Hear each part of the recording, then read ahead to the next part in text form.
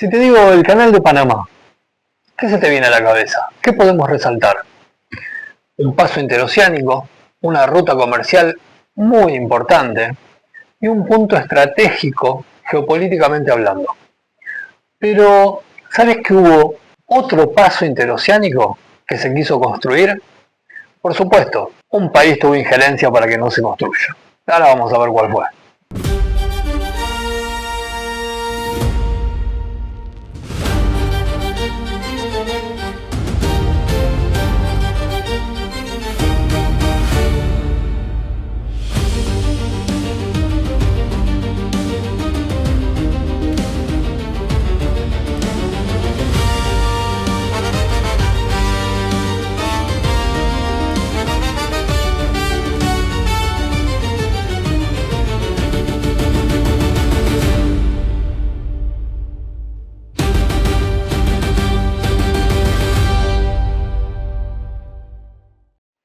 Bienvenidos a todos y a todas, ¿cómo les va? Bueno, estamos hablando de Nicaragua. En Nicaragua se quiso construir en un momento, allá por principios del 1900, hubo un proyecto para construir otro canal interoceánico. El de Panamá se había inaugurado en 1914, pero alrededor del año 1910 había una intención de construir otro canal. Pero claro, no era conveniente para algunos, y entre ellos Estados Unidos, porque Estados Unidos era el que tenía el control del Canal de Panamá. Entonces tenía que intervenir de alguna manera para que ese canal no se construyera. Pero no solo eso, ese fue un motivo más. Como sabemos, que ahora lo vamos a desarrollar un poco más en detalle, pero Estados Unidos siempre quiso tener el control de su patio trasero. Ellos lo consideran así, la doctrina Monroe, bueno, todo lo que ya sabemos y venimos hablando. Y Nicaragua no fue la excepción, pero ¿cuándo fue el primer desembarco de Estados Unidos con sus marines en Nicaragua? Mira, vamos un poco más atrás para entender un poco cómo se llega a ese momento. Como un dato curioso, podemos decir que el 15 de septiembre del año 1821, Nicaragua se independiza del Imperio Español. No solo fue Nicaragua, fueron más de un país. Mirá, El Salvador, Guatemala, Costa Rica, Honduras y Nicaragua se independizaron en la misma fecha. Cortaron las cadenas del yugo español. Bueno, el tiempo pasó como naciones libres y a principios de 1900 había una disputa de poder entre el Partido Liberal y el Partido Conservador. El Nicaragua estaba atravesando una inestabilidad política bastante severa que se extendió durante varios años. Y durante la presidencia de José Santos Zelaya, que era un presidente liberal, que gobernó de 1893 a 1909, tuvo un gobierno, me estoy deteniendo, me la voy a detener por esto. Cuando hablamos del liberal, en esa época no estamos hablando del liberalismo de hoy. El liberalismo en esa época, cuando hablamos de un gobierno liberal, a principios de 1900, era un gobierno progresista, un gobierno que buscaba reformas, que quería modernizar el país. Al contrario, y totalmente contrapuesto, que eran los conservadores. Para buscar una similitud, hoy los liberales serían los conservadores. No es tan exacto, pero nos podemos acercar un poco. Entonces, para entender lo que pasó en Nicaragua y en esta injerencia de Estados Unidos, tenemos que pensar que los liberales eran los progresistas, eran los que buscaban el progreso del país, la modernización. Y, por supuesto, salió del status quo de esa época, ¿no? De los grandes terratenientes, de los poderosos. Entonces, claro que iba a haber una disputa. Y durante la presidencia de Zelaya, claro, impulsó muchas reformas para modernizar el país y empezó a provocar muchas tensiones con con los conservadores, pero no solo los conservadores, con las potencias extranjeras también, porque, claro, por ejemplo, a Estados Unidos no le convenían las reformas, no le convenía un país progresista, un país que se empieza a modernizar y salir de lo que era el país bananero para ellos. Zelaya, dijimos que su gobierno, el periodo fue de 1893 a 1909. Y en 1909 Zelaya renuncia, pero por una presión monumental realmente en cuanto a los conservadores, que había una disputa de poder, pero los conservadores estaban apoyados por Estados Unidos. Y se provocó una insurrección que estaba apoyada diplomáticamente, financieramente y militarmente por los Estados Unidos. Entre esas acciones que tomó Estados Unidos, le retiró el reconocimiento del reconocimiento político y apoyó abiertamente a los rebeldes.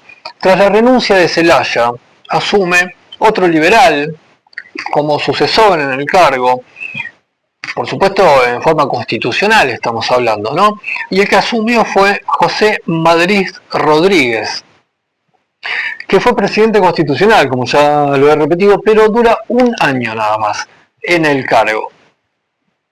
Y una de las cosas que hereda del gobierno de Zelaya fue la guerra civil que se estaba enfrentando.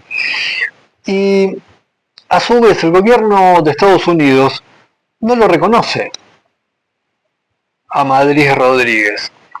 Pero a su vez Estados Unidos lo que hacía era proveer militarmente a los conservadores para mantener esa insurrección y apoyar esa guerra civil. Madrid Rodríguez renuncia, como dijimos, un año, y el que asume es Juan José Estrada. Ahora ya no era un liberal, sino que por la fuerza el que toma el poder es Juan José Estrada, que fue por el triunfo de esa rebelión militar. Pero claro, había una gran diferencia. Tenía el aval completo de Estados Unidos, pero así todo gobierna también un año. Porque, ya, si decimos cuáles eran las características de su gobierno, era una dependencia total de Estados Unidos, había una grave crisis fiscal a raíz de la insurrección y de esos vaivenes políticos que venían arrastrando a Nicaragua durante varios años, y esos conflictos se trasladaron dentro del partido. Adentro del Partido Conservador seguían esos enfrentamientos. Así es que Estrada renuncia en el año 1911, presionado un poco por Estados Unidos y también por la incapacidad de poder sobrellevar ese gobierno. Y ahora sí, el que asume es Adolfo Díaz. Y este presidente, Adolfo Díaz, sí es apoyado totalmente por Estados Unidos. Mirá, porque acá podemos ver claramente de cuál era, ¿cómo decirlo? Vamos a decir que Díaz era un empleado de los poderes de Estados Unidos, sí, y ahora lo vamos a ver. Porque ¿cómo llega al poder? Llega apoyado por Estados Unidos, por supuesto, pero, claro, ¿de dónde viene? Venía del sector privado, Adolfo Díaz, y era empleado de una compañía minera estadounidense, que era Los Ángeles Mining Company. Claro, y me estoy acordando, ahora en este momento, ¿cuántos empleados de multinacionales extranjeras, en general de Estados Unidos, hay en los gobiernos de Sudamérica, ¿no? Porque hoy aquí en Argentina, nuestro país, el Ministerio de Economía, hoy no recuerdo bien, pero creo que hay 7 u 8 personas que se desempeñaban en JP Morgan o en sectores de poder de Estados Unidos, y son los que llevan adelante la política económica de nuestro país hoy en día, ¿no? Entonces, como siempre decimos, lo que está pasando hoy no es nada nuevo. Estamos hablando de hace poco más de 100 años atrás, y la historia la estamos repitiendo, ¿no? Pero, mira, ¿quién es el que pide la intervención de Estados Unidos? Estoy hablando de la intervención militar. Bueno, es Adolfo Díaz.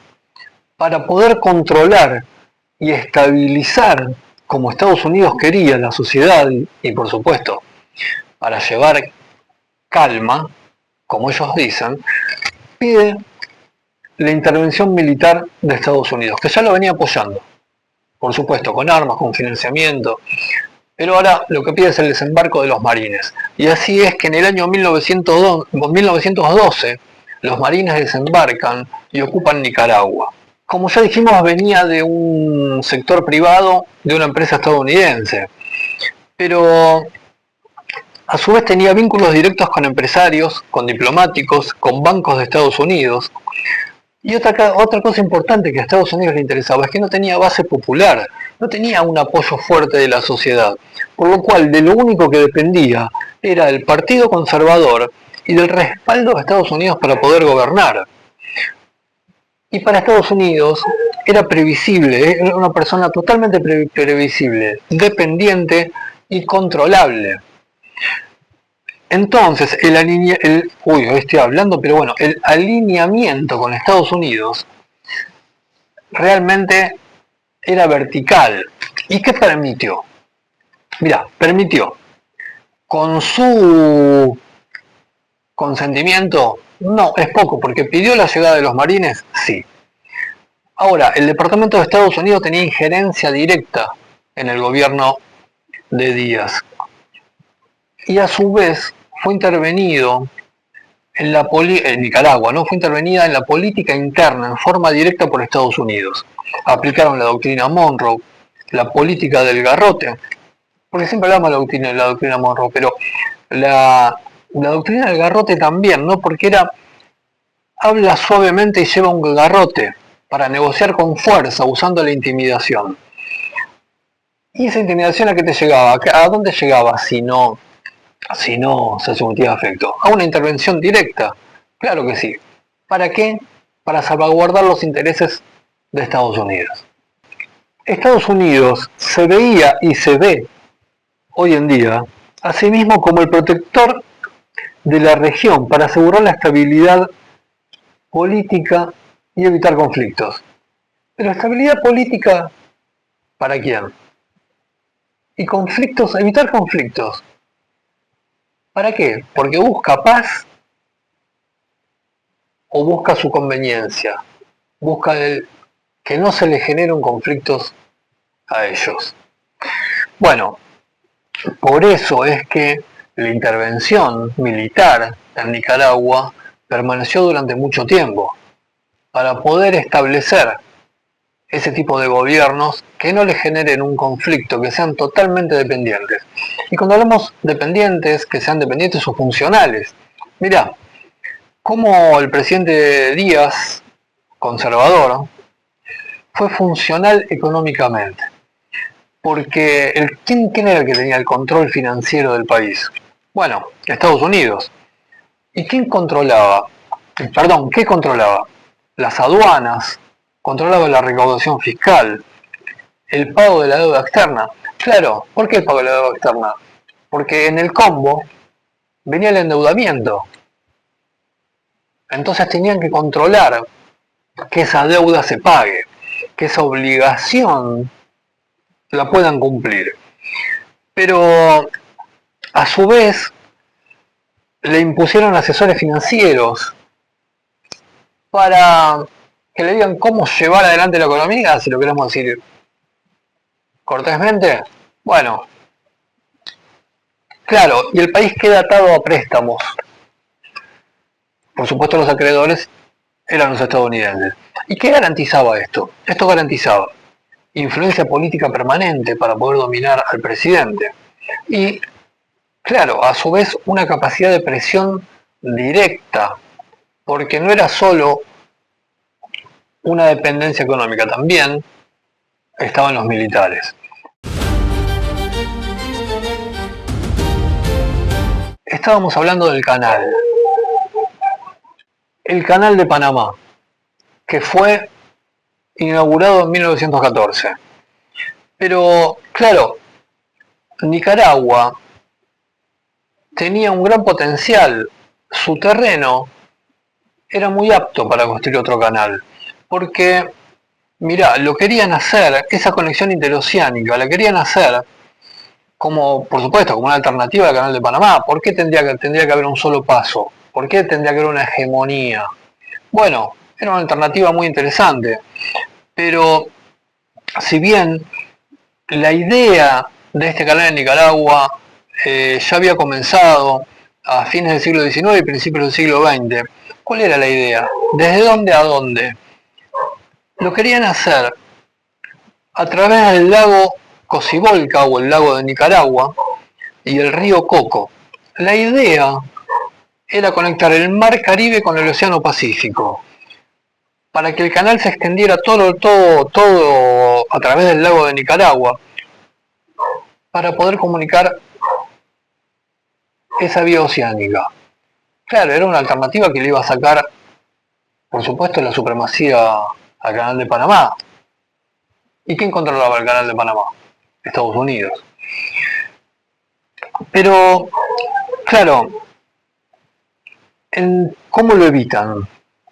En 1914, y volvemos, lo voy a repetir, cuando se inaugura el canal de Panamá, se firma el tratado Bryan Chamorro, donde Nicaragua concede a Estados Unidos los derechos exclusivos para un canal que se pudiese construir en el país. A su vez permite bases navales y a cambio hay una mínima compensación económica. Pero claro, ¿qué punto estratégico que se perdió? ¿Qué poder de decisión? ¿Qué poder de generar divisas? ¿Qué poder de independencia se perdió en ese momento? Pero llega un momento que Estados Unidos empieza a retirarse militarmente. Y para retirarse lo que empieza a formar es una fuerza armada. Y esa fuerza armada que crean es la Guardia Nacional, que está entrenada y organizada por los marines, exclusivamente por Estados Unidos. Esa Guardia Nacional creada y diseñada por Estados Unidos tenía un fin, que era el control interno del país, la represión de los opositores y sustituir a los marines en el futuro. Estados Unidos quería hacer regresar a los marines a su país, por lo cual quería dejar formada una fuerza armada, entrenada y totalmente dependiente a las órdenes de Estados Unidos. Y así fue. ¿Y por qué es importante resaltar lo que fue la Guardia Nacional? Porque de ahí el que surgió fue Anastasio Somoza García, que fue un personaje destacado, tristemente destacado, en Nicaragua, con unas consecuencias penosas y gravísimas para la sociedad. Pero, mira, si podemos hacer una comparación entre lo que fue el gobierno liberal de Zelaya y el de Adolfo Díaz, brevemente lo podemos comparar de esta manera. Mira, para que tengamos en cuenta lo que es un gobierno progresista, un gobierno nacionalista y un gobierno extranjerizante o dependiente. Mirá las medidas, ¿no? Porque Zelaya buscó autonomía del país de Nicaragua, contrario a lo que fue Adolfo Díaz, que aceptó la tutela de Estados Unidos. Zelaya, por supuesto, que era una piedra en el zapato para Estados Unidos. Adolfo Díaz fue totalmente funcional. Zelaya intentó diversificar alianzas, buscó alianzas con Europa, con Japón, y Adolfo Díaz exclusivamente formó alianza con Estados Unidos. Y a su vez rechazó el control extranjero Zelaya, cosa que no hizo Díaz, porque facilitó en todas las maneras posibles el control de Estados Unidos sobre su independencia. Entonces, claro, con un gobierno de ese estilo como el de Adolfo Díaz, ¿Qué es lo que perdió Nicaragua? Poder de decisión, soberanía, la voluntad del pueblo. Eso es lo que perdió Nicaragua bajo ese gobierno. Porque otra de las cosas que buscó Estados Unidos fue proteger a sus compañías. Y sus compañías y las inversiones, por supuesto, que realizaba Estados Unidos, porque había muchas empresas de extracción frutícola, ¿no? Porque, como dije al principio, el país bananero. ¿Y por qué se llamaba no solo Nicaragua, ¿no? Pero ¿por qué era un país bananero para Estados Unidos? Por las empresas, mira, United Fruit Company, Standard Fruit Company, American Banana Company, que eran todas competidoras entre sí, pero todas de capitales extranjeros. Ninguna era nicaragüense. Y Estados Unidos, al tener el control sobre Nicaragua, control económico, militar, claro, lo que hacía que era protegía sus intereses. En definitiva, Estados Unidos lo que tomó fue como un punto clave, no a corto plazo, sino a largo plazo, de una expansión económica y un control estratégico de la zona. En este caso Nicaragua, pero esto se repitió en toda Sudamérica y a lo largo de los años. Claro, y es inevitable que empiece a surgir algún tipo de resistencia. Y surge un líder que es Augusto César Sandino. Pero, ¿por qué decimos que es inevitable que empiece a surgir alguna resistencia? Porque la estabilidad que impuso Estados Unidos no era una estabilidad para Nicaragua. Estábamos en presencia de marines estadounidenses, los gobiernos conservadores no tenían legitimidad popular, se excluyó al partido político liberal, había un control extranjero de finanzas, aduanas, fuerzas armadas, había represiones, había ciertos focos de levantamientos locales. Esa era la estabilidad para Washington, para Estados Unidos, que claro, lo que buscaba era un país previsible y obediente. Para ellos estaba bien, pero para el resto de los sectores nicaragüenses, dejando fuera el Partido Conservador, había dentro del país una ocupación y una humillación. Por lo cual, entre ellos los liberales, claramente estaban desconformes. El pueblo, por supuesto que también.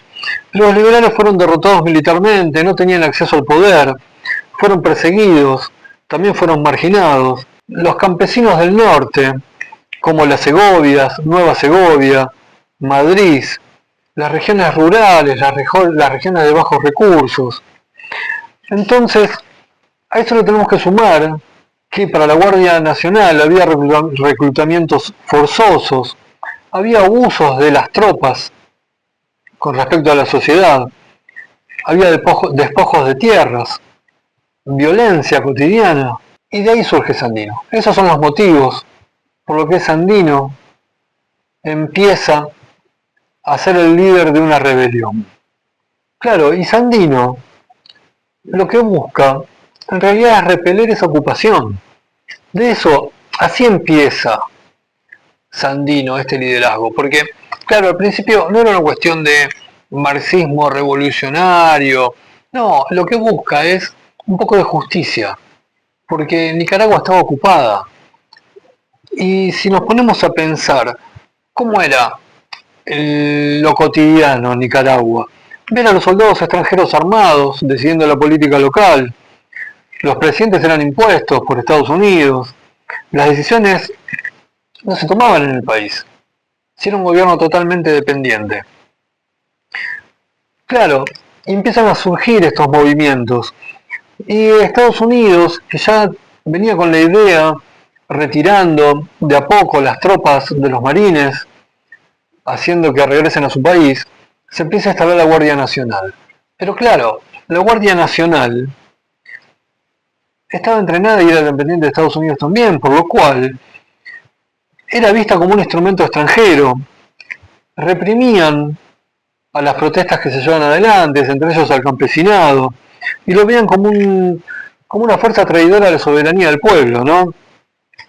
Entonces, Sandino lo que busca es combatir tanto a los marines como a la Guardia Nacional, porque eran básicamente lo mismo. O sea, sí, digamos que los integrantes eran nicaragüenses, sí, pero con el mismo pensamiento y con las mismas ideas que bajaban del norte, ¿no? Entonces, Sandino es un líder antisistema en realidad. Se lleva adelante una guerra de guerrillas y es un precedente histórico en Nicaragua. Más que nada, cómo se lleva adelante, porque si no había ocupación de las Fuerzas Armadas estadounidenses, no hubiese surgido Sandino. Si no hubiese habido esa estabilidad tutelada, comandada por Estados Unidos con los gobiernos títeres, tampoco hubiese habido una resistencia organizada. Entonces podemos decir que la estabilidad que Estados Unidos impuso en Nicaragua no pacificó al país. Al contrario, creó las condiciones sociales, políticas y simbólicas para que surgiera una resistencia armada, en este caso encabezada por Sandino. Pero, ¿cómo se organizó esa resistencia armada? Mira, el punto de quiebre fue en el año 1927, tras el pacto del Espino Negro, porque los liberales entregan las armas, Estados Unidos mantiene cierta cantidad de marines, y hay una elección presidencial, pero bajo tutela del gobierno extranjero. Claro, y Sandino, en una de sus frases, dicen que dijo, no me vendo ni me rindo, y se retira a las Segovias, a la parte del norte de Nicaragua, y ahí se funda el Ejército Defensor de la Soberanía Nacional de Nicaragua. ¿Cuáles eran las características? Era una guerrilla rural, la base más que nada era campesina. El Sandino tenía un liderazgo muy carismático, pero con una disciplina férrea. No era un ejército clásico, claro que no. La estructura era una guerra de guerrillas, era una guerrilla que se estaba formando para combatir a la dominación extranjera. Por eso cuando recién decíamos que era un líder antiocupación, porque surgió inevitablemente del rumbo que tenía Nicaragua en ese momento, pero también a dónde se encaminaba, ¿no? Mantener esa hegemonía estadounidense dentro de Nicaragua, un país libre. Claro, ¿y cómo se aplicó esa guerra de guerrillas? Tenía ataques sorpresas, emboscadas con pocos hombres, una movilidad constante, con una gran ventaja, que conocían el terreno.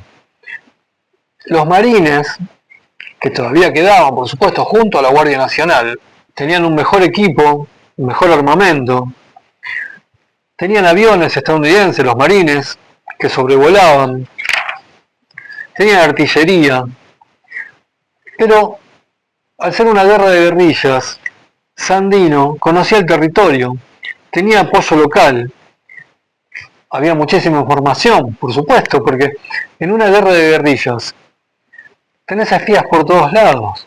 Entonces, Sandino se nutría de información, como no podían hacer los marines, porque no eran queridos por la sociedad.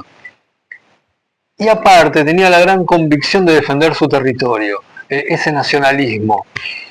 Pero, claro, no es solo guerra de guerrillas lo que lleva adelante Sandino, porque publica manifiestos, escribe cartas a gobiernos latinoamericanos, se presenta como el líder de la guerrilla nicaragüense, el defensor de la soberanía. Era un símbolo antiimperialista en Nicaragua.